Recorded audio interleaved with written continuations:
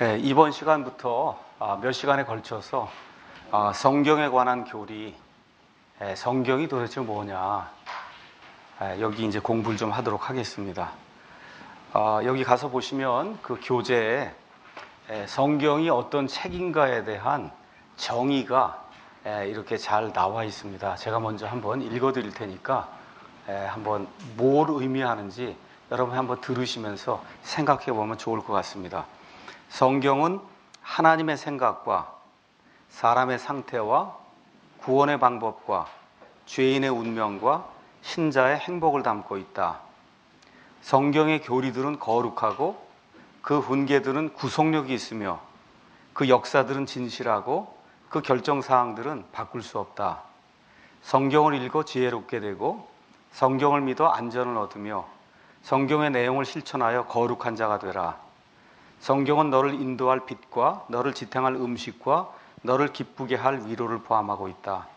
성경은 여행자의 지도요, 순례자의 지팡이요, 항해사의 나침반이요, 군사의 칼이요, 그리스도인의 헌장이다. 성경 안에서 낙원이 회복되고 하늘이 열리며 지옥이 그 모습을 드러낸다. 주 예수 그리스도가 성경의 주인공이요, 우리의 행복이 성경의 계획이요, 하나님의 영광이 성경의 목적이다. 자주 그리고 천천히 기도하는 심정으로 성경을 읽으라. 성경이 내 기억 속에 박히게 하고 마음을 지배하게 하며 발걸음을 인도하게 하라. 성경은 부의 보고요, 영광의 낙원이요, 기쁨의 강이다. 내가 살아있을 때 주께서 이 성경을 주셨으니 또한 심판 때 이것을 펴시고 영원토록 너를 기억하실 것이다.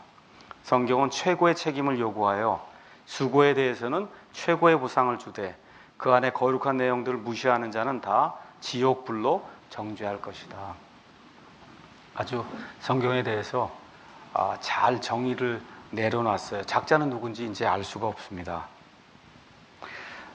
이제 조직신학 공부를 하다 보면 어느 데서는 성경에 대해서 거의 가르치지 않습니다. 하나님부터 시작해갖고 맨 끝에 종말론까지 하는데 성경에 대해서 거의 가르치지 않아요.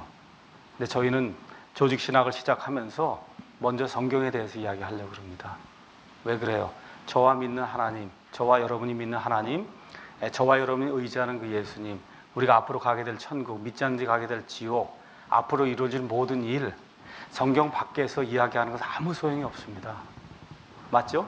그렇기 때문에 성경이 어떤 책이고 성경이 어떻게 우리에게 전달이 돼 있고 또 성경의 역본들이 많은데 어떤 성경을 읽어야 되고 이것들을 먼저 정립을 하고 그 바른 성경 안에서 하나님이 누구시고 예수님이 누구시고 성령님이 누구시고 사탄이 어떻게 되고 마귀, 이걸 우리가 논의를 해야 그래야 순서가 이제 바른 그런 순서라고 이야기할 수가 있습니다. 그래서 오늘부터 시작해서 한 5시간 혹은 6시간에 걸쳐서 성경에 관한 교리, Doctrine of the Bible, 아니면 성경론에 대해서 우리가 공부를 해보도록 하겠습니다. 먼저 첫째, 성경이란 무엇이냐? 성경의 정의에 대해서 제가 잠깐 말씀드리겠습니다. 성경은 우리가 영어로 바이블이라고 얘기합니다. 바이블. 바이블은 마태복음 1장 1절 가서 보시면 뭐라고 이제 기록이 되어 있냐 하면 아브라함의 자손이시요 다윗의 자손이신 예수 그리스도의 세대에 대한 책이다, 이렇게 기록이 되어 있습니다. 개역 성경엔 책이 빠져 있습니다. 책이에요. 예수 그리스도의 세대에 대한 책이에요.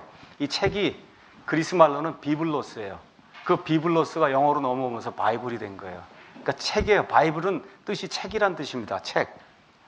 그래서 5세기 이후부터 영어권에서는 하나님의 계시를 담은 책을 지칭할 때 바이블이라고 불렀습니다. 바이블. 성경은 단순한 책이 아니고 세상에서 아주 가장 특이한 그런 책으로서 여러 책을 모아놓은 그런 전집이 아니에요. 뭐 영웅들 모아놓은 영웅 전집이 있고 또 뭐 속담들 모아놓은 그런 속담 전집이 있고 이거 그냥 중구난방으로 이렇게 모아놓은 거거든요. 성경은 그런 전집이 아니라 연속성을 가진 하나님의 일관된 이야기입니다. 그래서 우리가 역사를 히스토리라고 이렇게 이야기하는데 히스토리, 이걸 분리하면 히즈 스토리가 되는 거예요. 그래서 하나님의 그 이야기, 그 모든 걸 담아놓은 책이 성경이다. 그래서 한마디로 성경은 누가 기록했냐? 사람들이 기록했거든요. 사람들이 기록한 하나님의 말씀들을 담은 책, 이게 성경이에요. 여기 나오는 말씀들, 이제부터 특별한 얘기가 없는 한 말씀들은 단어를 이야기하는 겁니다. 단어. 그러니까 하나님의 입에서 나온 모든 단어들을 사람들이 기록을 했거든요. 그 사람들이 기록해 놓은 하나님의 단어들, 이걸 담은 책이 성경입니다. 자, 성경은 여러분이 아시는 것처럼 모세오경부터 시작해서 요한계시록까지 이렇게 66권으로 기록이 되어 있습니다. 모세오경은 우리가 지난번에도 이야기했듯이 이 성경의 연대는 지금부터 약 6,000년 전에 온 하늘과 이 우주 공간이 이제 만들어졌다, 그렇게 얘기를 했습니다. 그래서 지금부터 약 6,000년 전에 아담과 이브가 이 땅에 이제 존재하게 됐고, 그때부터 1,000년쯤 지나서 누가 나타나요? 노아가 등장하게 되고, 1,000년쯤 지나서 아브라함이 등장하고, 아브라함부터 1,000년쯤 지나서 누가 등장해요? 다윗이 등장하고, 다윗부터 예수님까지 또 1,000년, 그렇게 되거든요. 그래서 모세는 누구하고 누구 사이에 들어요? 아브라함과 다윗 사이에 들어요. 한 500년경에. 그러니까 지금부터 약 3,500년쯤 전에 모세라고 하는 사람이 살았어요. 그 모세가 기록한 게 모세오경이에요. 모세오경. 그래서 지금부터 3,500년 전에 모세오경이 쭉 해서 이제 성경들이 기록되어 오다가 지금부터 얼마 전에 1900년 전에, 그러니까 AD 100년경에, AD 90년경에 요한계시록이 완성이 됩니다. 그러니까 성경 모세오경부터 시작해서 요한계시록까지는 약 1600년이라고 하는 그런 기간이 있었습니다. 그 기간 안에 여러 종류의 인간 기록자들이 나타났습니다. 그 안에는 다윗과 같은 왕도 있고, 아모스와 같은 농부도 있고, 베드로와 같은 어부도 있고, 누가와 같은 의사도 있고, 이사야 같은 정치가도 있고, 또 에스라라든지 아니면 바울과 같은 그런 학자도 있고, 이런 여러 종류의 그런 인간 기록자들이 기록한 한 책입니다. 그래서 그냥 우리가 바이블 한 책이라고 얘기해요. 완북이에요. 완북. 이 안에 물론 조그만 책들이 들어있지만 그 내용이 일관되게 똑같은 것을 이야기하고 있기 때문에 우리가 하나의 책으로 이제 볼 수가 있습니다. 그래서 신약 성경은 구약 성경을 언급할 때 성경 기록이다, 영어로 스크립처다, 그렇게 이제 기록을 하고, 거룩한 성경 기록들, 홀리 스크립처스, 이렇게 이제 기록하기도 하고, 구약 성경을 가리키며 율법이라고 이야기하기도 하고, 모세의 율법과 대언자들의 글과 시편이라고 그렇게 이야기하기도 하고, 율법과 대언자들의 글이라고 얘기하기도 하고, 고린도후서 3장 14절에는 옛 상속 언약이다, 그렇게 이제 이야기하기도 합니다. 그게 구약 성경의 이름입니다. 구약과 신약 시대에 이 신약 요 사이에는 약 400년 동안 하나님께서 아무 말씀도 하지 않으신 400년간의 침묵기가 있었습니다. 이 기간에 로마 가톨릭 교회가 신뢰하는 외경이라고 하는 불순한 그런 책들이 나오게 됩니다. 아시겠죠? 구약이 완성이 됐어요. 이렇게 구약이 약 이 모세로부터 시작해서 말라기가 예수님 오시기 약 400년 전 사람이거든요. 그러니까 한 1100년에 걸쳐서 구약 성경이 완성이 됐어요. 그 이후에 여기 400년 동안 하나님의 말씀이 존재하지 않았습니다. 하나님이 어떤 대언자를 사용해서 말씀하지 않았어요. 그때 마귀가 사람들을 사용해서 위경이라고 하는 이런 불순한 그런 문서들을 만들었는데, 이와 같은 그 외경이 로마 가톨릭 교회 정경으로 그렇게 이제 정착이 되는 그런 불행한 사태가 이제 생기게 됐습니다. 외경은 하나님의 영감을 받은 그와 같은 책이 아니에요. 나중에 이제 저희가 외경에 대해서 자세히 이제 공부하게 될 겁니다. 성경이 하나님의 말씀임을 보여주는 그와 같은 증거들, 성경 말씀 자체가 여러 가지로 우리에게 증언을 하고 있습니다. 히브리서 1장 1절 가서 보니까 과거에 여러 시대에 다양한 때에 하나님께서 대언자들을 통해서 말씀하셨다. 근데 이 마지막 시대에는 누구를 통해 말씀하신다고요? 자신의 아들 예수 그리스도를 통해 우리에게 말씀하신다, 이렇게 이야기합니다. 그래서 신구약 성경의 기록자들과 하나님의 아들 예수 그리스도는 성경이 하나님의 말씀임을 보여주는 직접적인 그러한 증인입니다. 그래서 우리 잠언 30장에 있는 말씀을 잠깐 보도록 하겠습니다. 잠언 30장 5절 6절 가서 보니까 이렇게 이제 기록이 되어 있습니다. 30장 5절 6절, 하나님의 모든 말씀은 순수하며, 여기 나오는 말씀도 다 단어입니다. 그러니까 저와 여러분이 성경을 이렇게 들고 있는데 성경 안에 단어가 빼곡히 들어있잖아요. 그렇죠? 이 모든 단어가 순수하다는 거예요. 더럽거나 지저분하거나 불결한 게 하나도 없다는 거예요. 이 하나님의 모든 단어는 순수하며 그분은 자신을 신뢰하는 자들에게 방패가 되시느니라. 너는 그분의 말씀들에 더하지 말라. 하나님이 기록해 놓으신 이 단어들에 더하지 말라는 거 하나님의 말씀이라는 겁니다. 그분께서 너를 책망하실 터인즉 내가 거짓말쟁이로 드러날까 염려하느라. 이 말씀 안에다 무언가를 넣으면 거짓말이 된다는 거예요. 그럼 거짓말을 지은 사람이 내가 거짓말쟁이가 된다는 겁니다. 하나님께서 경고해 주시는 거예요. 디모데후서 3장 15절에서 17절 우리가 조금 전에 이제 공부를 했는데 모든 성경 기록은 하나님의 영감으로 주신 것으로 교리와 책망과 바로잡음과 의로 교육하기에 유익하니 이것은 하나님의 사람이 완전하게 되어 모든 선한 일에 철저히 갖추어지게 하려 합니다. 저와 여러분이 하나님의 사람으로 하나님의 일을 하기 위해서는 하나님의 말씀으로 충만해야 돼요. 그래서 여기 하나님께서 이와 같은 말씀을 주시면서 베드로후서 1장 20절, 21절에 가서 보니까 뭐라 기록이 되어 있냐면 먼저 이것을 알라. 성경 기록의 대언, 성경 기록은 대언이라는 거예요. 하나님의 말씀들을 하나님의 대언자들이 대언해 놓은 게 지금 이 성경 기록인데 이건 결코 어떤 사적인 해석에서 난 게 아니다. 베드로가 잠자다가 무슨 생각이 나서 성경을 기록한 게 아니라는 거예요. 사도 바울이 뭘 보고는 자기 나름대로 해석해서 기록해 놓은 게 아니라는 겁니다. 21절 대언은 성경의 그 기록은 옛적에 사람의 뜻으로 말미암아 나오지 아니하였고 오직 하나님의 사람들은 성령님께서 자기들을 움직이시는 대로 말하였느니라. 이게 성경 기록이라는 겁니다. 그래서 성경은 처음부터 끝까지 이 성경 말씀 자체가 하나님이 우리에게 기록해 주신 그와 같은 말씀이라고 증언하고 있습니다. 그래서 시편 19편 7절에서 이제 11절 가서 보면 하나님의 말씀에 6가지 특징이 나옵니다.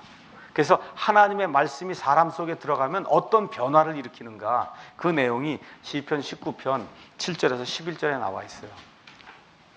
여러분과 제가 어떤 위인전을 읽거나 세상의 어떤 사람들의 수필이나 좋은 글을 읽으면 그러면 저와 여러분의 정신건강에 도움을 줄 수 있습니다. 그런데 영적인 문제에는 그런 좋은 책들이 아무 도움이 되질 않아요. 저와 여러분의 영적인 건강에 도움을 줄 수 있는 유일한 책은 이 책뿐이 없어요. 왜 그래요? 하나님의 말씀이기 때문에.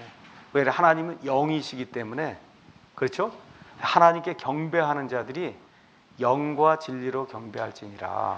예배뿐만 아니라 하나님을 늘 흠모하고 숭배하고 하나님께 모든 영광을 돌리는 것 자체를 경배라고 하는 그런 단어를 사용했는데 하나님이 영이세요. 그러니까 저와 여러분의 영이 편하려면 그러면 하나님의 말씀을 통해서 저와 여러분이 계몽을 받아야 됩니다. 자, 성경의 구성에 대해서 잠깐 말씀드리겠습니다. 성경은 한 책인데 그 안에 66개의 작은 책들이 들어 있습니다. 그래서 예수 그리스도의 출생을 기점으로 해서 39권의 작은 책들로 구성이 된 구약 성경이 있고 27권의 작은 책들로 구성된 신약 성경이 있습니다. 그래서 39, 27 그렇게 이제 하면 66권이 이제 나오게 되죠. 그래서 마태복음부터 시작해서 신약 성경이라고 얘기하는데 조심하셔야 됩니다. 신약 성경이지만 실질적으로는 신약은 예수님 십자가 사건 이후부터가 신약이에요. 잘 이해하셔야 됩니다. 마태복음부터 신약 성경이라고 얘기를 하는데 구약의 그 율법 시대가 언제 끝나느냐? 마태복음 1장 1절 들어가면서 끝나는 게 아니에요. 구약 시대가 언제까지 유지가 돼요? 예수님 십자가 사건에서 예수님 십자가에서 다 이루셨다고 말씀하신 그 순간에 구약이 끝나는 거예요. 그래서 예수님 부활하신 그 이후부터 신약 시대가 열리게 되는 거예요. 이걸 이해하지 못하는 분이 너무 많아서 문제가 생기는 겁니다. 꼭 기억하셔야 됩니다. 성경은 1189장, 이런 거 시험에 안 나옵니다. 구약의 929장, 신약이 260장, 그 다음에 31,102절로 돼 있어요. 그러니까 대충 여러분이 알아두시면 되겠어요. 한 3만 1000절 정도로 돼 있구나. 나누기 365 하면 한 100절 정도 나오나요?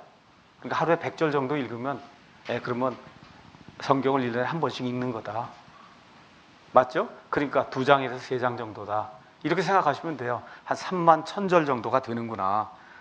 이 정도 여러분 이해하시면 되겠고, 다음 거는 좀 알아두시면 좋습니다. 가장 긴 장은 시편 119편이에요. 시편 119편. 그 다음에 가장 짧은 장은 에스더 8장. 이렇게 이제 나와, 시편 117편. 시편 117편.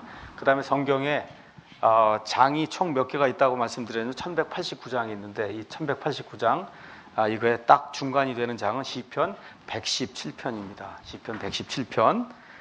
이 정도는 여러분이 그냥 상식적으로 알아두면 좋겠습니다. 자, 그러면 구약 성경은 히브리 말과 그 다음에 아람 말로 그렇게 기록이 되어 있습니다. 히브리 말, 아람 말, 거의 대부분이 히브리 말로 기록이 되어 있고, 일부가 예를 들어 스라고 쓴 건 에스라입니다. 에스라 4장 8절에서부터 6장 18절, 7장 12절에서 26절, 다니엘서 뭐 이런 데 가서 보시면 그런 일부분만 아람어로 기록이 되어 있고, 나머지는 다 처음부터 끝까지 히브리 말로 기록이 되어 있습니다. 이제 구약 성경의 그 배경과 이런 것들에 대해서는 구약 성경 개론 여러분이 이제 공부하시면 자세히 알겠고, 단지 여기서 이제 성경론이기 때문에 구약 성경이 어떻게 구성이 되어 있는가 간단하게 제가 설명을 하도록 하겠습니다. 구약 성경 크게 세 부분으로 나뉘어 있습니다. 우리가 한번 가서 누가복음에 있는 말씀을 잠깐 살펴보겠습니다. 누가복음 24장에 이제 가서 보시면은 24장 44절에 가서 보시면 예수님이 구약 성경에 예수님 자신에 대해서 기록된 말씀들을 인용하시는 그러한 그 대목이 그 안에 기록되어 있습니다. 거기에 뭐라고 기록되어 있냐면, 그분께서 그들에게 이르시되 내가 여전히 너희와 함께 있었을 때 너희에게 말한 말들 곧 모세의 율법과 대언자들의 글과 시편에 나에 관하여 기록된 모든 것이 반드시 성취되어야 하리라 한 말들이 이것들이라. 이게 무슨 얘기예요? 이게 구약 성경의 세 부분을 이야기하는 겁니다.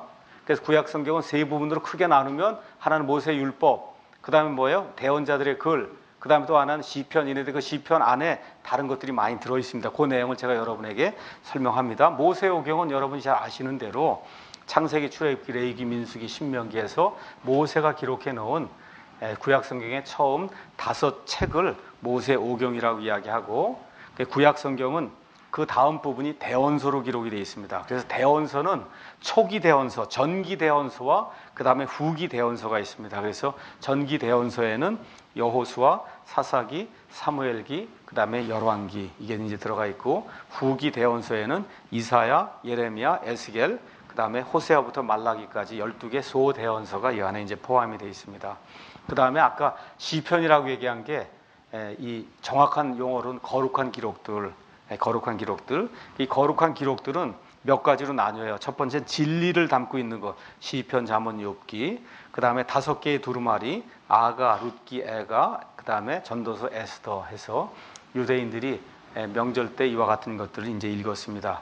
그 다음에 맨 마지막에 다니엘, 에스라, 느헤미야, 역대기. 이 내용이 거룩한 기록들에 이제 포함이 되어 있습니다. 그래서 구약 성경은 히브리어로 기록된 그런 구약 성경은 첫째 책이 창세기고, 맨 마지막 책이 뭐예요? 역대기입니다. 역대기. 아시겠죠? 지금의 배열하고는 다릅니다. 그래서 반드시 그거 하나 아셔야 돼요. 역대기가 맨 끝에 있는 책이에요. 히브리어 성경에는. 그래서 이 배열과 이런 모든 것은 아마 김은수 목사님이 강의하시는 구약 성경 개론에 거기서 이제 자세하게 이제 다루게 될 걸로 그렇게 이제 알고 있습니다. 이 정도만 여러분이 이제 알아두시면 되겠고, 그럼 신약 성경은 어떤 말로 기록이 됐냐? 그리스 말로 기록이 됐어요. 근데 그리스 말에도 종류가 여러 가지가 있는데, 어떤 그리스 말로 기록이 됐냐? 코인의 그릭, 코인의 그릭이라고 하는 건 말 그대로 시장에서 일반 상인들과 일반 평민들이 말하던 이와 같은 그러한 그리스말, 이걸 코인의 그리스어로 이제 기록이라고 이야기하는데, 그래서 이 안에는 역사를 다루는 사복음서, 그 다음에 사도행전, 그 다음에 사도들의 서신서, 그 다음에 마지막으로 미래에 일어날 일들을 담고 있는 계시록을 이제 구성이 되어 있습니다. 여러분이 잘 아시겠지만 처음에 성경 기록이 주어졌을 때는 지금처럼 장과 절의 구분이 없었습니다. 장과 절의 구분이 없었어요. 근데 장과 절의 구분이 없으니까 너무나 어렵죠, 찾기가. 그렇죠? 그렇게 되니까 장과 절을 넣어야 되겠다는 그와 같은 시도가 이제 이루어지기 시작했습니다. 그래서 고대 유대인들은 회당에서 사용하기 위해 구약 성경을 몇 부분으로 이제 나누었고 주후 9세기경에 절을 표시했습니다. 성경의 모든 책을 장으로 나눈 것은 주후 13세기경에 휴고라고 하는 사람들, 이런 사람들을 통해서 이루어졌고, 주후 1551년에 우리가 소위 공인본문이라고 하는 스테판 성경이라고 이제 이야기할 때 그걸 지은 스테파누스 아니면 스테판이라는 사람이 신약 성경에 절을 붙였습니다. 이 사람이 절을 붙여놓은 이 구조가 지금 여기 성경에 나와 있는 이 구조입니다. 그러니까 처음부터 장과절이 있는 게 아니었다. 그래서 약 13세기 이후부터 장과절이 이렇게 이제 성경 안에 붙기 시작해서 그래서 16세기 중반쯤에 우리 킹제임스 성경은 1611년에 나온 거잖아요. 그렇죠? 1611년에 성경이 나올 때는 이미 장과절이 이렇게 확립이 된 그런 상태에서 그래서 이 66권으로 성경이 다 나눠진 이런 상태에서 그래서 성경이 나오게 됐다. 이렇게 이제 이해를 하시면 되겠습니다. 자, 성경의 주제와 그 내용에 대해서 잠깐 이제 살펴보겠습니다. 성경은 우주가 만들어지면서 시간이 들어오기 시작했어요. 그러니까 시간 개념을 이렇게 생각해 보시면 영원전 과거가 있습니다. 사람이 생각해 볼 수 없는 그러한 그 차원의 영원전 과거가 있고 지금부터 약 6천년 전에 시간, 우리가 셀 수 있는 그런 시간의 개념이 지금부터 6천년 전에 들어오기 시작했어요. 그리고서 이제 새하늘과 새 땅이 이제 이루어지게 되면 앞으로 다가올 영혼이 생기게 돼요. 그것도 우리가 헤아릴 수 없는 그런 영역에 있는 그와 같은 차원의 그런 일입니다. 그래서 이 성경은 영원전 과거부터 시작해서 앞으로 다가올 미래의 그런 영혼까지 그 모든 것들, 이런 모든 것들이 어떻게 이루어지는가를 우리에게 보여주고 있습니다. 자, 그럼 성경의 총 주제가 뭐냐? 이거 이야기할 때 저와 여러분이 조금 좀 신경을 좀 써야 됩니다. 대부분의 교회에서는 사람이 구원받는 게 그게 성경의 주제다, 그렇게 이야기해요. 틀린 거 아닙니다. 그런데 그것만이 아니에요. 가장 큰 주제는 하나님이 영광을 얻는 거예요. 아시겠죠? 하나님이 영광을 얻는 거를 하나님의 왕국이 임한다, 그렇게 얘기하는 거예요. 이해하시겠습니까? 하나님이 영광을 얻어요. 모든 일이 하나님이 원하는 뜻대로 이루어져요. 그래서 예수님께서 너희는 이렇게 기도해라. 하늘에 계신 우리 아버지요, 그렇죠? 하늘에서 아버지의 뜻이 이루어진 것처럼 땅에서도 이루어지기를 원합니다. 그래서 하나님의 뜻이 이루어지는 그게 하나님의 왕국이에요. 왕국. 그러니까 쉽게 말씀드려서 하나님의 뜻이 이루어지는 그 왕국을 통해서 하나님이 영광 받는 거, 그게 가장 큰 주제예요. 그 주제를 이루려고 하다 보니까 거기에 뭐가 있어요? 사람의 구원이 들어가 있는 거예요. 여러분 이해하시겠습니까? 하나님이 영광 받는 게 제일 중요한 겁니다. 하나님이 영광 받는 그 안에 사람의 구원이 포함이 되어 있는 겁니다. 하나님이 영광 받는 그 일에. 그 다음에 인간을 구속하실 주 예수 그리스도가 총 주제예요. 성경의 궁극적인 주제, 하나님의 영광, 그걸 이루기 위해서 예수 그리스도라고 하는 그런 분이 이 땅에 오셔서 모든 일들을 이루시는 거. 이 안에 사람이 구원받는 것도 있고 마귀가 파멸당하는 것도 있고 믿지 않는 자들이 지옥 불 속에 들어가서 형벌당하는 것도 있고 여러 가지 이런 모든 일이 다 포함이 되어 있어요. 궁극적인 목적은 하나님이 영광을 받고 하나님이 찬양을 받는 겁니다. 구약 성경은 신약 성경의 예표와 그림자로서 구약 성경을 통해서 우리는 만물이 어떻게 생겼는지 알 수가 있고 사람이 어떻게 창조가 되고 사람이 어떻게 타락하게 되고 어떻게 죄가 이 땅에 들어오게 되고 또 노아의 대홍수라고 하는 그런 격변이 생기게 되고 그 이후에 하나님께서 아브라함을 택하셔서 이스라엘이라고 하는 그런 선민을 이끌어내시고 그 이후에 이제 예수님이 오시는 그와 같은 일들까지 이런 것들이 이제 구약 성경에 이제 기록이 되어 있습니다. 또 이 안에 예수님이라고 하는 하나님의 그 어린 양이 이 땅에 오셔서 하시게 될 그런 일들을 예표로 보여주기 위해서 레위기 같은데 희생 제사 제도에 대한 그러한 여러 가지 규례들이 그 안에 이제 기록이 되어 있습니다. 신약 성경은 예수 그리스도를 통한 구약 성경의 성취와 그 다음에 구약 성도들을 알지 못했던 교회라고 하는 그런 기관이 설립되는 것, 그 다음에 천년왕국과 그 이후의 미래를 담고 있으며 한마디로 신약 성경은 구약 성경의 실체라고 이야기할 수가 있습니다. 그래서 어떤 사람은 신약은 구약 안에 숨겨져 있고 구약은 신약 안에 드러나 있다. 네, 그렇게 이제 이야기를 했습니다. 성경은 과학, 역사, 문학, 철학, 시, 예언 등에서 단 하나의 오류도 없는 100% 진리만을 담고 있는 책이에요. 이게 무너지면 큰일 납니다. 많은 사람들이, 특히 인본주의 학자들이 주장하는 게 뭐예요? 영적인 일은 맞지만 과학적인 일과 역사적인 그런 일은 틀린다고 얘기하거든요. 아니에요. 그 사람이 거짓말쟁이입니다. 하나님은 진실하시되 사람은 다 거짓말쟁이라 할지어다. 성경에 나와 있는 그 어떤 기록도 틀린 게 하나도 없습니다. 그게 틀리면 우리가 믿는 하나님이 틀린 거예요.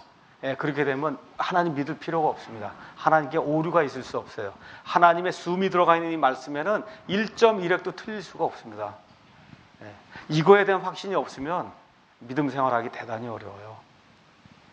어떤 사람들이 어리석다고 얘기해도 좋아요. 괜찮습니다. 하나님 앞에 저와 여러분이 어리석은 사람이 되길 원합니다. 역사와 과학과 문학과 철학과 어떤 면에서도 하나님의 말씀은 1.1획도 오류가 있을 수 없습니다. 완전한 책이에요.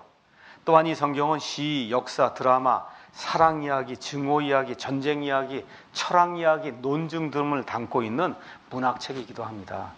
그러니까 미국 사람 아니면 서양 사람들에게 있어서는 우리 한국 사람들이 논어와 맹자, 사서삼경 이런 거 읽고 공자 이런 책을 읽고 그래야 이 한자 고사 성어나 이런 거 얘기하면 얘기가 좀 통하고 저 사람 좀 유식하구나 그렇게 이야기하듯이 이 서양에 있는 사람들은 성경에 나와 있는 무슨 얘기를 이렇게 예를 들어서 이렇게 얘기를 해야, 예를 들어 욥이 고난받는다.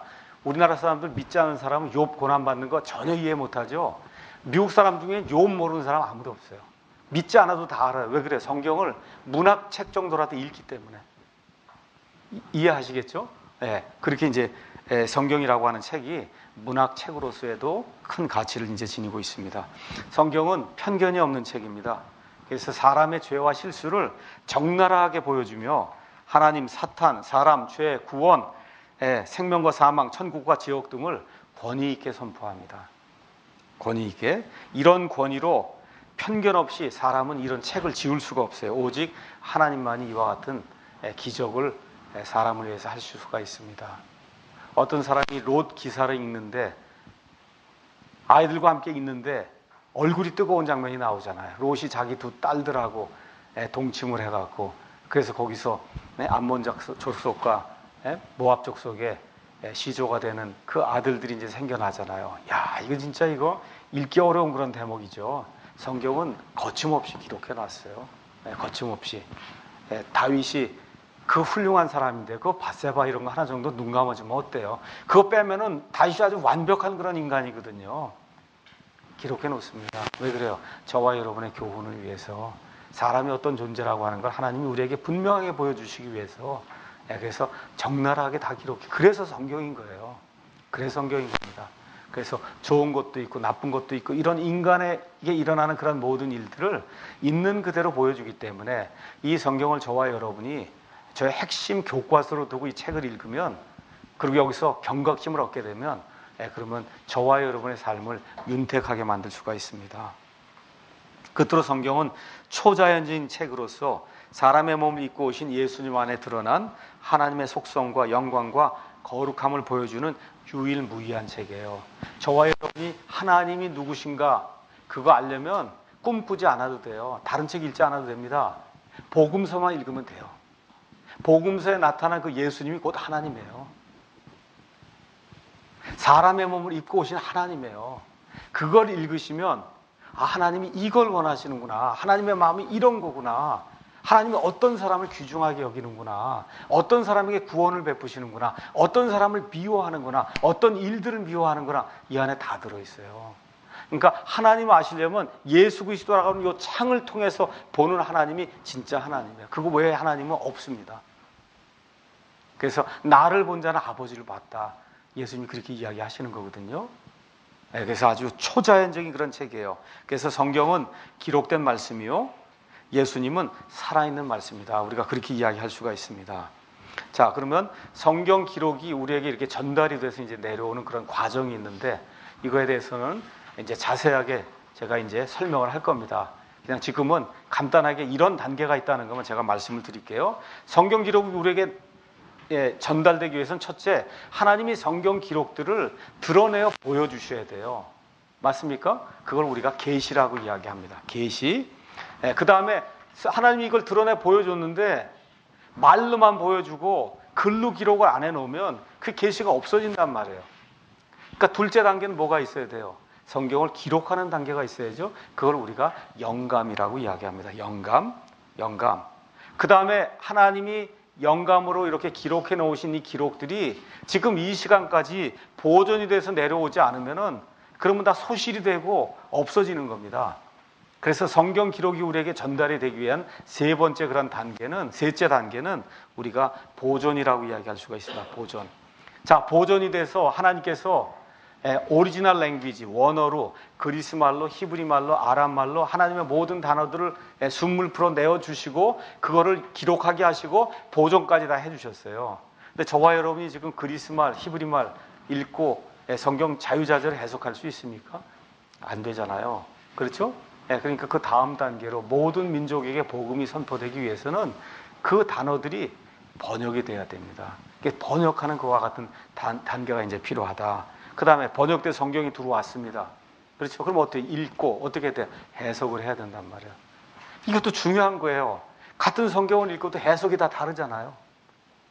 어떤 성도님들이 교회에 이제 와서 그래요. 아니 목사님, 이 성경 구절 가지고 제가 50년 믿음 생활했는데 어떻게 목사님마다 다 달리 설교를 합니까? 구절이 같은데 목사님마다 다 다르다는 거예요. 성경을 해석하는 게. 하나님이 그렇게 해석하라고 주셨을까요?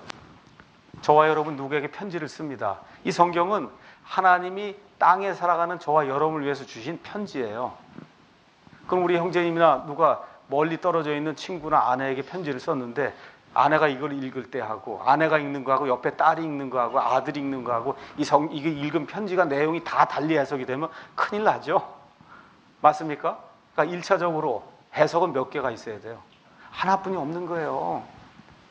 창세기부터 요한계시록까지 이 성경을 읽으면 해석은 하나뿐이 없는 거예요. 하나. 맞습니까? 이거를 자유자재로 자기 마음대로 갖다 하기 때문에 이게 문제가 생기는 겁니다.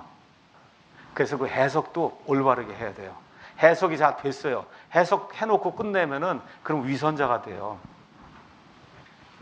알긴 알고 다 했는데 내가 실천을 안 하고 적용을 안 하면 그 위선자가 되는 거잖아요. 바리새인이 되는 거예요. 그래서 목사나 교사가 바리새인이 될 확률이 굉장히 높습니다. 저도 그런 얘기를 많이 듣고요. 제 아내한테. 이 바리새인아. 그렇거든요. 그래서 끝에 적용까지 잘 이렇게 이루어져야 됩니다. 자, 그 다음에 또 하나는 성경 기록에 이제 정경이라고 하는 게 있습니다. 정경. 정경은 구약 성경이 39권, 그 다음에 신약 성경이 27권. 이게 어떻게 만들어졌냐 이거예요. 이게 어떻게 이렇게 정착이 되느냐. 그것도 이제 우리가 다시 공부할 겁니다.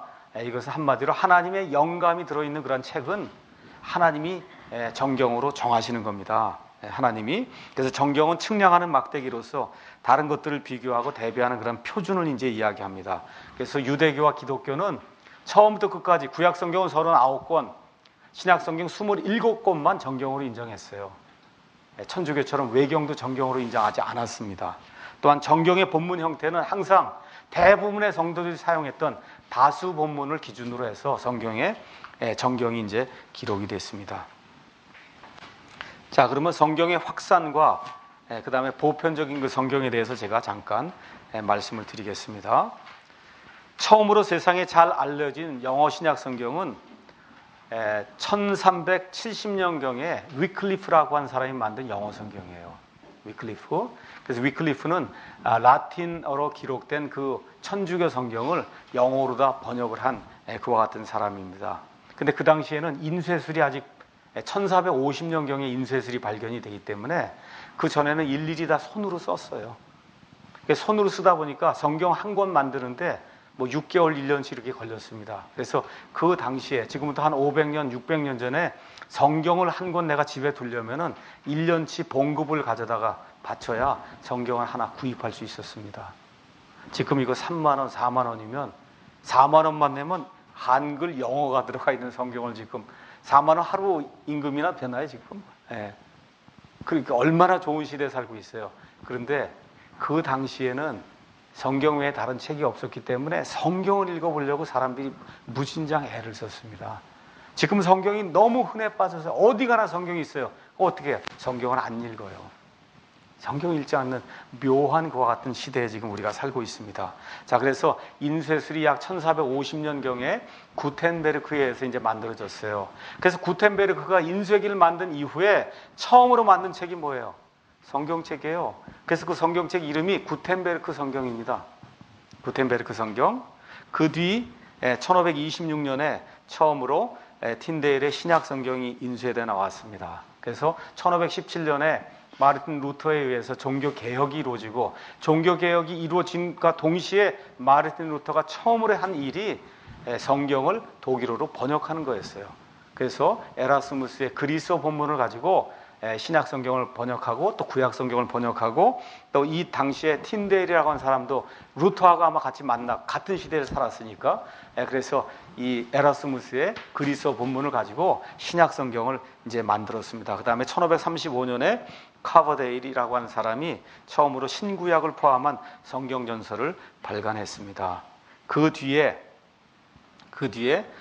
이 메리라고 하는 이 카톨릭 여왕이 영국 땅을 지배하게 됐어요. 그래서 이 메리를 우리가 영어로는 블러디 메리 그래요. 피를 굉장히 많이 흘린, 순교자의 피를 굉장히 많이 흘린 그러한 메리 여왕이다. 이제 그래서 블러디 메리 이제 그렇게 얘기하는데, 이 메리 여왕의 압제를 피해서 많은 사람들이 스위스의 제네바에 가면서 1560년에 제네바 성경이라고 하는 걸 만들었습니다. 제네바 성경. 그 제네바 성경 안에는 칼빈주의의 근간이 되는 그와 같은 여러 가지 각주 이런 것들이 이제 많이 들어있어요. 그 뒤에 하나님께서 1611년에 제임스 왕을 시켜서 일반 사람들이 읽을 수 있는 킹제임스 성경이라고 하는 성경을 출간하게 했습니다. 그래서 킹제임스 성경이 나오기 전까지 약 230년 동안, 위클리프 성경부터 1611년까지 약 230~40년 동안 성경이 계속해서 사람들이 번역하고 성경이 그냥 많이 나왔어요. 여러 종류의 성경이. 근데 1611년에 킹제임스 성경이 딱 나온 이후로는 성경 번역이 중단이 됐어요. 왜 그래요? 성경을 읽어보니까 이건 하나님의 말씀이다. 이건 사람이 이건 번역해서 놓은 그런 책이 아니고 하나님의 권위가 들어있는 그런 책, 이게 인정이 되니까 번역할 필요가 없잖아요. 하나님의 권위가 들어있는 성경이 나왔다는 걸 사람들이 읽어보니까 알게 되니까. 성경 번역이 딱 중단이 됐습니다. 1611년 이후부터는 영어 성경이 더 이상 안 나오는 거예요. 그래서 1611년부터 지금 2013년까지 약 402년 동안 온 세상에 가장 많이 보급되고 팔리고 출판되고 또 번역될 때 그 번역의 대본으로 사용된 그 성경이 킹제임스 성경입니다. 그래서 영미권에서는 더 홀리 바이블 그러면 킹제임스 성경뿐이 없어요.